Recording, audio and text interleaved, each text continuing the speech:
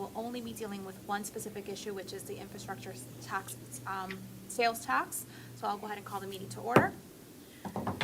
If you would, we're going to go ahead and do a moment of silence, followed by Tanya leading us through the Pledge of Allegiance.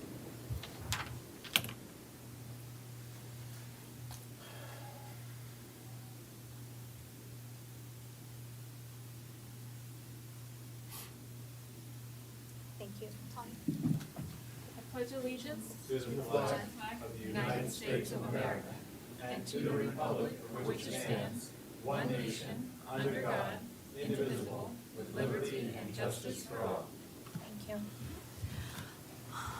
All right, so we do have some public comment. I have two public comments regarding an OHS situation, and one, is this regarding the issue that we're about to see? Yes, ma'am. Okay, team, so technically, yes, Mr. Melendez is supposed to be on something. sure, Mr. So if Melendez? you're voting, you would have Yes, to I can hear you. Can you guys motion hear him me? in. Yes, Our motion, yes. okay, then. Thank you. Thank you, Mr. Melendez. All right, so this one issue is dealing with the issue on the agenda?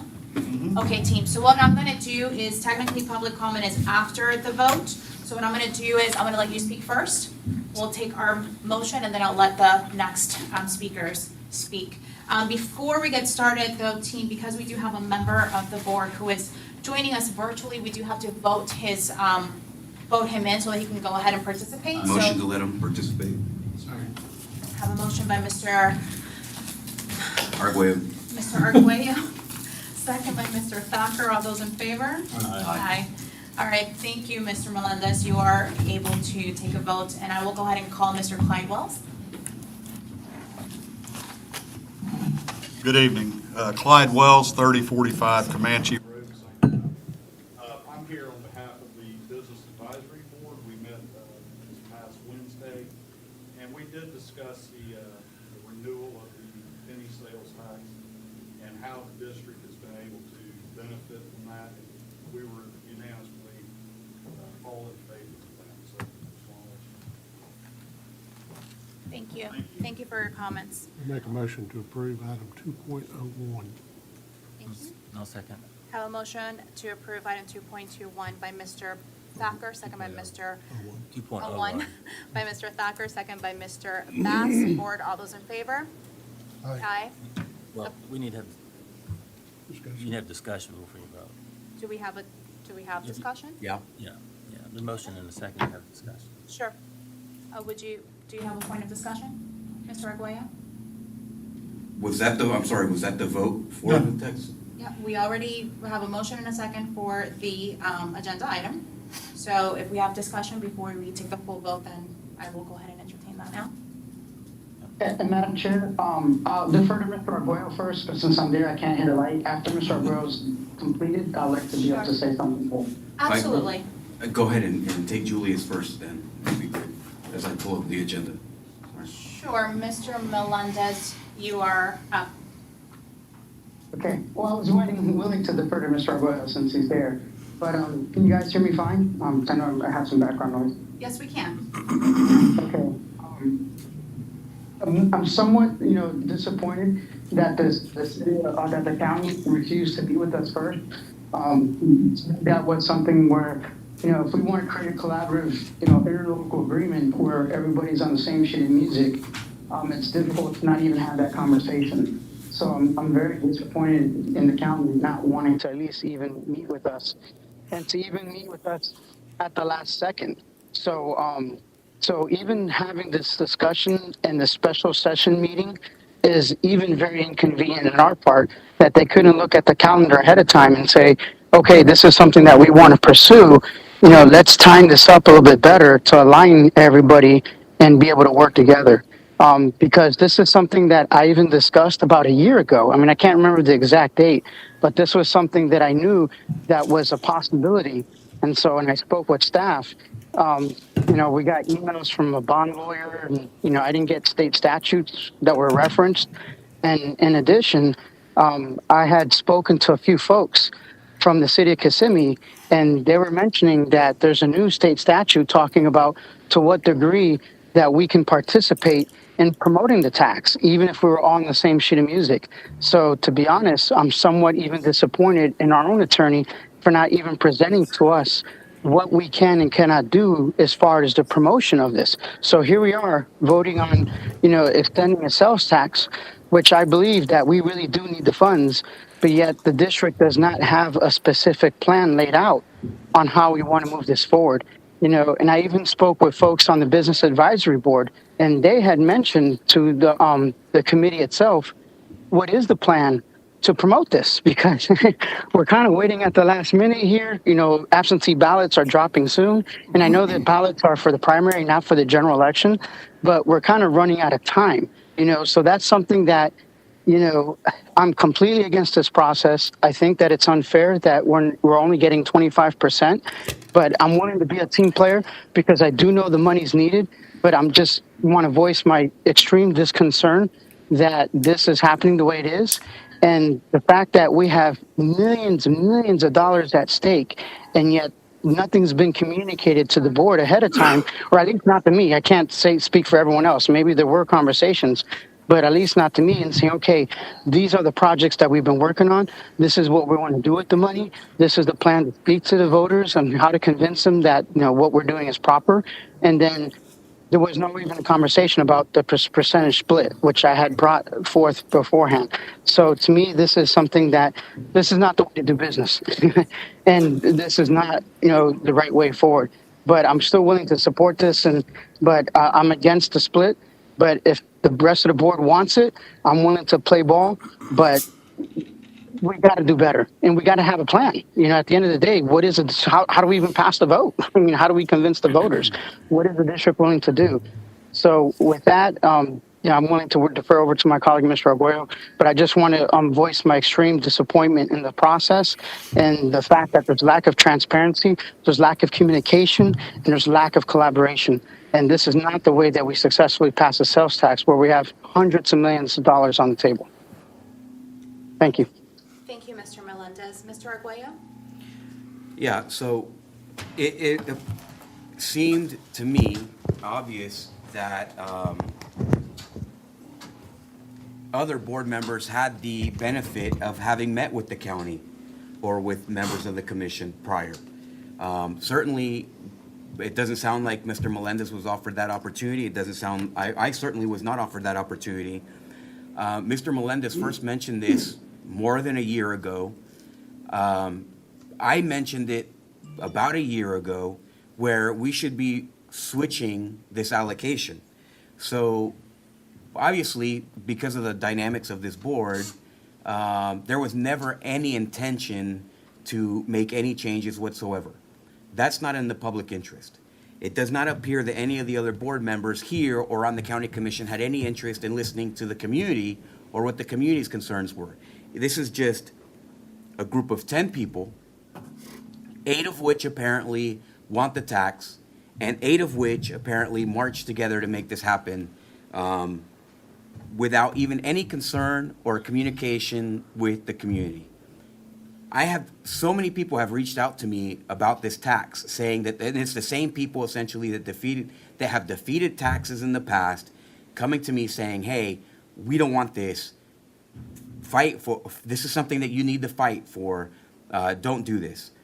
And as I mentioned before, there's absolutely positively no way that the county would get this money if it weren't for the school district. The fact that the majority here at the school board is just surrendering to the county, providing their friends with what they want at the county, instead of fighting here for what we should get as a school district, is an absolute terrible display of malfeasance and misfeasance, in my opinion.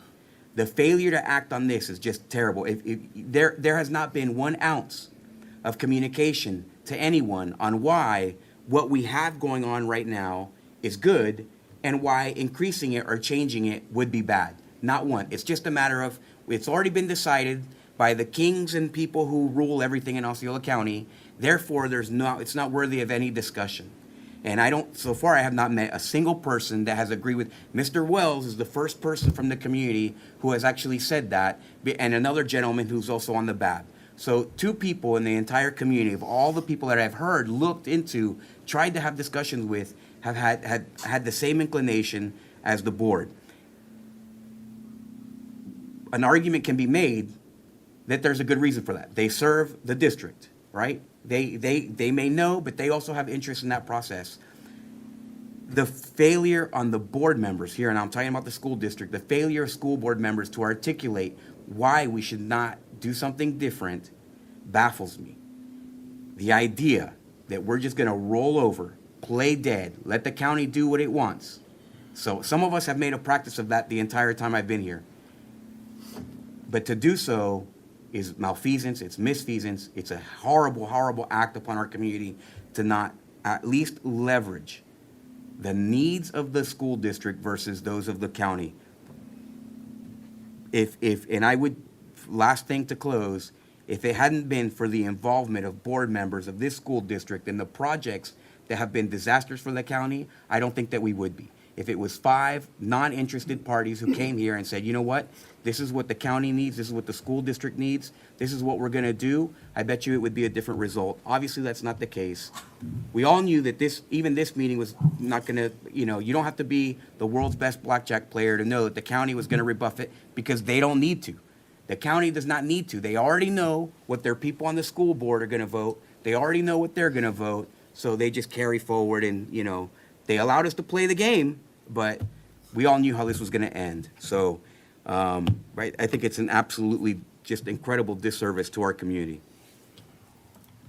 And also, Madam Chair, I forgot to mention too, but I wanted the record to reflect that I did speak with Mike Warner, our lobbyist, because to me that's very important. Is for, especially with the lobbyist has connections with the county. I had emailed them and let them know that the board had voted to have a meeting with them on Monday. Can you please do whatever you can to make that happen?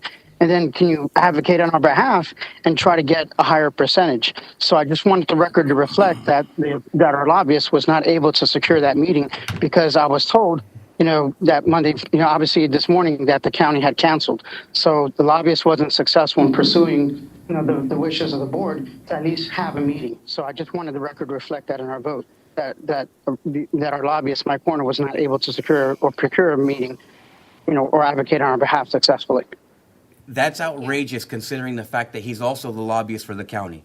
So you have a person who lobbies for the county and the school district and can't make a meeting between those two parties.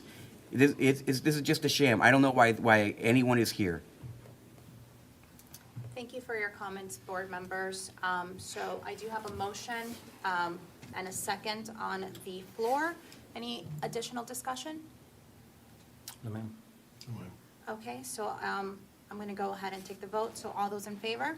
Aye. Aye. Opposed, like sign? Aye. Mr. Melendez, can I just confirm? I'm sorry, I had on mute. I'm sorry, oppose. I'm opposed. Opposed, so vote passes 3-2. Thank you, team. I would also take this time to go ahead and recognize the other 2 public comments that we have. I will go ahead and start with Mr. David Latour. Absolutely, of course. Is this Jairelis? Jairelis, did I say it correctly? Thank you. Madam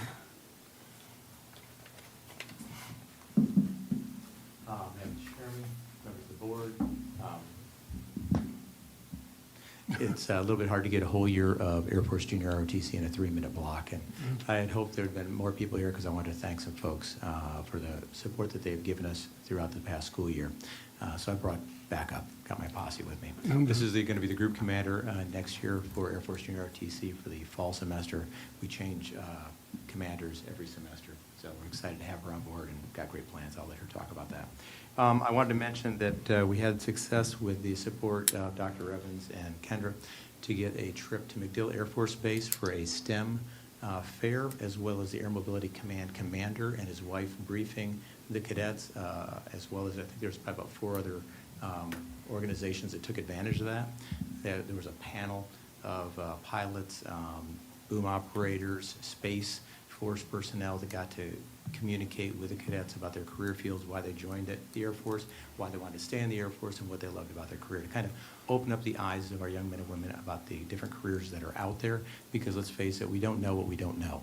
And so So the idea is to let them know some of the things that were out there, and it was a great opportunity.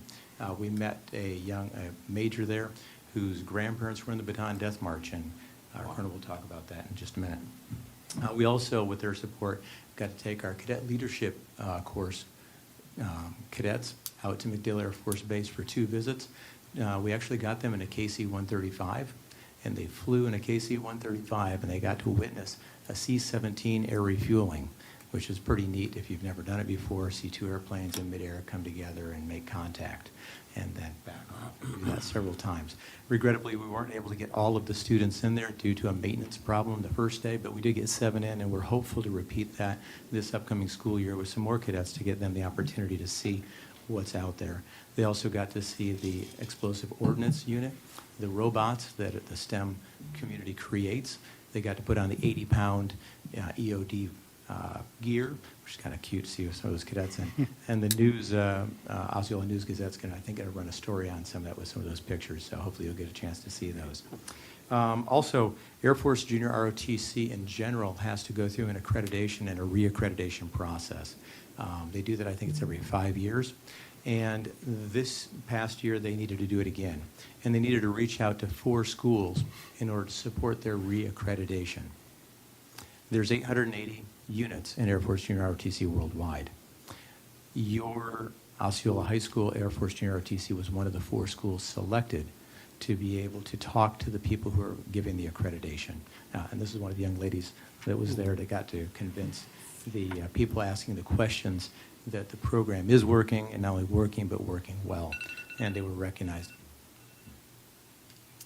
That is your 3 minutes. Thank you. Come back. You may have to pull that down a little bit, or we won't be able to hear you. Just a tad. Thank you.